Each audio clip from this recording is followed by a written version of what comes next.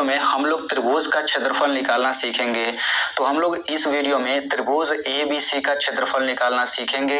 और हालांकि हमने पिछली वीडियो में त्रिभुज का क्षेत्रफल निकालने के ऊपर एक वीडियो बनाया है, तो उस वीडियो में हमने ये बताया है कि जब त्रिभुज में आधार की लंबाई दिया रहता है और जब ऊंचाई दिया रहता है, तब हम लोग उसका क्षेत्रफल किस सूत्र से निकालते हैं? आधार गुणे ऊंचाई बटा 2, इस सूत्र से निकालते हैं। लेकिन इसमें ऊंचाई तो दिया ही नहीं है, केवल तीनों भुजा की लंबाई दिया है। तो हम लोग इसका क्षेत्रफल निकालने के लिए एक अलग से सूत्र लगाते हैं और उस सूत्र को हम लोग बोलते हैं हीरोन का सूत्र। तो हम लोग इस वीडियो में हीरोन के सूत्र के बारे में डिटेल में चर्चा करेंगे। तो जब त्रिभुज में तीनों भुजा की लंबाई दिया रहता है, तो हम लोग हीरोन के सूत्र का प्रयोग करके उसका क्षेत्रफल निकालते हैं। ठीक है, तो हम लोग इसका क्षेत्रफल निकालेंगे और वीडियो के लास्ट में ये जो आपको त्रिभुज दिख रहा है, इसका क्षेत्रफल आप लोग खुद निकाल पाएंगे। अभी हो सकता है आपको ये कठिन लग रहा हो, लेकिन इसका क्षेत्रफल आप लोग खुद निकालेंगे। लेकिन सबसे पहले आपको ये समझना पड़ेगा, तभी जा करके आप निकाल पाएंगे। तो इस त्रिभुज का क्षेत्रफल निकालने के लिए हमें सबसे पहले सूत्र को समझना पड़ेगा। तो चलिए हम लोग सबसे पहले सूत्र को समझ लेते हैं। तो देखिए सूत्र क्या होता है। तो अगर त्रिभुज आपको ऐसे दिया गया है, तो जब त्रिभुज दिया है उसमें तीनों भुजा की अगर आपको लंबाई दिया गया है, जैसे इस भुजा की लंबाई A से दिखाएंगे, इसको B से दिखाएंगे इस भुजा की लंबाई को, और इस भुजा की लंबाई को C से दिखाएंगे। तो देखिए त्रिभुज का क्षेत्रफल क्या होता है, ये पूरा बड़ा सा रूट रहेगा, yes minus A, yes minus B, yes minus C। अब ये जो सूत्र आपको दिख रहा है, हम लोग इसी सूत्र का प्रयोग करके किसी भी त्रिभुज का क्षेत्रफल निकाल सकते हैं। बस हमें उस त्रिभुज की तीनों भुजा की लंबाई बस हमें दिया रहना चाहिए। ठीक है, तो इसमें यस क्या चीज है हम उसे भी समझेंगे बाद में, लेकिन सबसे पहले देखते हैं ABC क्या है। तो ABC त्रिभुज की भुजाओं की लंबाइयां है, मैंने आपको पहले ही बता दिया है। ABC त्रिभुज की भुजाओं की लंबाइयां है, और इसमें यस जो है, यस को हम लोग बोलते हैं अर्ध परिमाप। यानी कि अर्ध मतलब आधा होता है, परिमाप मतलब चारों ओर की दूरी, यानी कि चारों ओर की दूरी का आधा ही अर्ध परिमाप होता है। ठीक है, तो यस बराबर होता है, यस को ही हम लोग अर्ध परिमाप कहते हैं। यस बराबर होता है A plus B plus C पूरे का बटा 2। ठीक है, तो तीनों भुजा को जोड़ेंगे तो ये चारों ओर की दूरी हो गई, और पूरे का बटा 2 कर देंगे। आधा का मतलब बटा 2 होता है, तो पूरे का बटा 2 करेंगे तो इस तरह से अर्ध परिमाप इतना निकल जाता है। अब इस सूत्र का प्रयोग करके चलिए हम लोग अब जो त्रिभुज हमने देखा था उसका क्षेत्रफल निकाल लेते हैं। तो देखिए हमें त्रिभुज ABC का क्षेत्रफल निकालना है। तो इसमें तीनों भुजा की लंबाई दिया गया है। यहाँ इस बिंदु से लेकर यहाँ तक की दूरी पूरा 10 सेंटीमीटर है, यहाँ से लेकर यहाँ तक की दूरी पूरा 14 सेंटीमीटर है, और यहाँ से लेकर यहाँ तक पूरा 12 सेंटीमीटर है। यानी कि इस त्रिभुज में तीनों भुजा की लंबाई दिया गया है, तो हम लोग इसका क्षेत्रफल निकाल सकते हैं हीरोन के सूत्र से। ठीक ना, यहाँ पे मैं आपको बता देना चाहता हूँ, ये जो क्षेत्रफल का ये जो सूत्र है, इसी को हम लोग हीरोन का सूत्र कहते हैं। ठीक है, अब इस सूत्र को हीरोन का सूत्र क्यों कहते हैं? तो देखिए हीरोन एक व्यक्ति का नाम है, यानी कि हीरोन एक गणितज्ञ थे और उन्होंने इस सूत्र को बताया था, इसीलिए इस सूत्र को हीरोन का सूत्र कहते हैं। ठीक है, तो इसका उपयोग करके कैसे हम लोग इसका क्षेत्रफल निकालेंगे? तो देखिए सबसे पहले हम लोग ABC मान लेते हैं। तो हम लोग A बराबर यहाँ पे 10 मान लेते हैं, A बराबर हम लोग 10 मान लेते हैं, और B बराबर हम लोग यहाँ पे 12 मान लेते हैं, और C बराबर हम लोग 14 ले लेते हैं। तो यहाँ पे आप लोग समझ लीजिए, मैंने A बराबर 10 लिया, B बराबर कितना लिया, 12 लिया, C बराबर 14 लिया। आप ABC किसी को भी मान सकते हैं, आप A बराबर 12 ले सकते हैं, B बराबर 10 ले सकते हैं, C बराबर 14। ठीक है, आपकी मर्जी, A बराबर 14 लें, B बराबर 12, C बराबर ये, मतलब ABC कोई भी आप मान सकते हैं, इसमें कोई दिक्कत नहीं, हर तरीके से आंसर सेम आएगा। तो मैंने ABC मान लिया। ठीक है, तो ABC हमने पता कर लिया। अब यस का मान निकाल लेते हैं। तो यस का सूत्र क्या होता है, A plus B plus C पूरे का बटा 2, यही तो होता है। तो चलिए अब हम लोग निकाल लेते हैं, सभी का मान रख लेते हैं। तो A का मान क्या है, A बराबर 10 है, तो हम A की जगह पे यहाँ पे 10 रख लेते हैं, प्लस B की जगह पे 12, प्लस C की जगह पे 14, और ये पूरे का बटा 2 हो जाएगा। तो यहाँ से यस बराबर क्या हो जाएगा, यहाँ पे सभी को जोड़ लेते हैं। तो 10 12 कितना हो जाएगा, 22, और 22 में से 14 जोड़ेंगे कितना हो जाएगा, ये हो जाएगा 36 और बटा 2। अब यहाँ पे देखिए 36 में 2 से भाग देंगे तो कितना आ जाएगा, तो 36 में जब हम 2 से भाग देते हैं तो 18 दूना 36, 18 बार में कट जाता है। तो इस तरह से यस का मान आ गया, यानी कि अर्ध परिमाप आ गया, A यहाँ पे आ गया, B आ गया, C आ गया। तो अब हम लोग त्रिभुज के क्षेत्रफल का सूत्र लगाते हैं। तो हम लिखेंगे त्रिभुज ABC का क्षेत्रफल बराबर, तो अब हम लोग वही हीरोन का सूत्र लगा देते हैं। तो क्या होता है यस माइनस ए, यस माइनस बी और यस माइनस सी। तो चलिए इसी में सभी का हम लोग बारी बारी से मान रखते हैं। तो यहाँ पे यस के जहां पर भी यस दिखे वहां पे 18 रखेंगे, तो यहाँ पे 18 हो जाएगा। फिर कोष्टक लगा लेते हैं 18 इस यस की जगह, फिर माइनस इस ए की जगह क्या रखेंगे 10 रखेंगे, तो ये हो जाएगा 10। फिर कोष्टक इस यस की जगह पे रखेंगे कितना 18, माइनस बी की जगह क्या रखना है 12 और इसके जगह हो जाएगा 18 माइनस इस सी के जगह पे क्या रखना है 14 रखना है। तो यहाँ पे आप 14 रख लीजिए। अब इसको हम लोग हल करते हैं तो ये पूरा रूट वैसे ही रहेगा। यहाँ पे हो जाएगा 18, फिर ये कोष्टक 18 में से 10 घटेगा कितना आएगा 8 आ जाएगा, 18 में से 12 घटेगा कितना आ जाएगा 6 आ जाएगा और 18 में से 14 घटेगा ये 4 आ जाएगा। ठीक है, अब इसके बाद क्या करेंगे, देखिए यहाँ पे कोष्टक लगा है ना, तो जब हम कोष्टक हटाएंगे तो ये बीच में गुणा होता जाएगा। ठीक है, यहाँ पर हटाएंगे तो फिर गुणा हो जाएगा, यहाँ पे हटाएंगे तो ये गुणा हो जाएगा।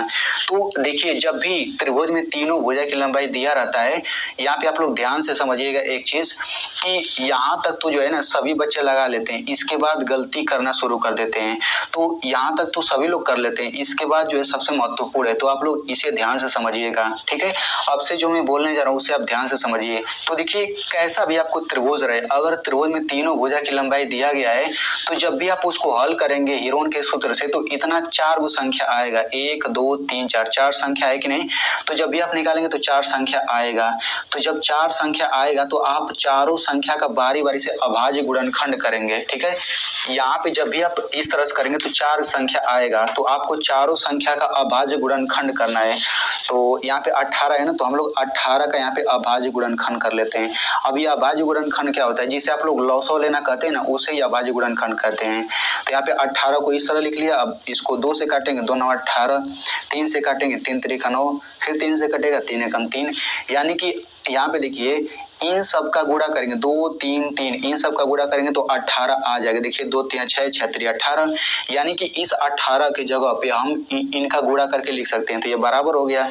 अब वैसे ही करिए, इस 18 की जगह पे लिखेंगे 2 गुणा 3 गुणा 3, मतलब इन्हीं सब का गुणा मैंने कर दिया। तो देखिए इन सब का गुणा करेंगे तो 18 तो आ ही जाएगा। अब ये 18 की जगह पे हमने इतना रख दिया। अब यहाँ पे गुणा है तो गुणा लिखिए। अब 8 का हम लोग अभाज्य गुणनखंड करते हैं, तो यहाँ पे 8 लिख लीजिए। तो 2 चौक 8, 2 दूना 4, 2 एकम 2, यानी कि 8 को हम लोग 2 का 3 बार गुणा करके लिख सकते हैं। तो 2 गुणा 2 गुणा 2, इतना हो गया। अब वैसे ही 6 का अभाज्य गुणनखंड करिए, तो यहाँ पे मैं 6 ले लेता हूँ। 2 3 6, 3 एकम 3, यानी कि 6 को 2 गुणा 3 लिख सकते हैं। तो यहाँ पे गुणा हो जाएगा 2 गुणा 3। ठीक है, अब लास्ट में 4 बचा, तो 4 का हम लोग अभाज्य गुणनखंड करते हैं, तो ये हो जाएगा 2 दूना 4, 2 एकम 2, तो 4 को 2 गुणा 2 लिख सकते हैं, 2 गुणा 2। ठीक है, तो आई होप आप लोग इतना भी कर लेंगे। अब इसके बाद हम लोग क्या करेंगे, देखिए अब इसके बाद हम लोग जोड़ा बनाते हैं। अब जोड़ा कैसे बनाते हैं, मतलब देखते हैं एक ही संख्या 2 बार आना चाहिए। तो देखिए यहाँ पे 1 2 यहाँ पे है, 1 2 यहाँ पे है, ठीक ना। तो 2 यहाँ पे 2 बार आया है, तो इसका 1 2 बाहर निकलेगा यहाँ पे, फिर आप गुणा लगा दीजिए। ठीक है, अब यहाँ पे 1 2 यहाँ पे आया है, 1 2 यहाँ पे, तो इन दोनों 2 में से 1 2 फिर बाहर निकल जाएगा, मतलब रूट से बाहर निकल जाएगा। अब यहाँ पे देखिए यहाँ पे 2 एक बार है, यहाँ पर 2 एक बार है, तो यहाँ से भी 1 2 बाहर निकल जाएगा। अब यहाँ पे देखिए यहाँ पे 1 3 है, यहाँ पे 1 3 है, तो ये 2 बार 3 है ना, तो यहाँ से 1 3 बाहर निकल जाएगा।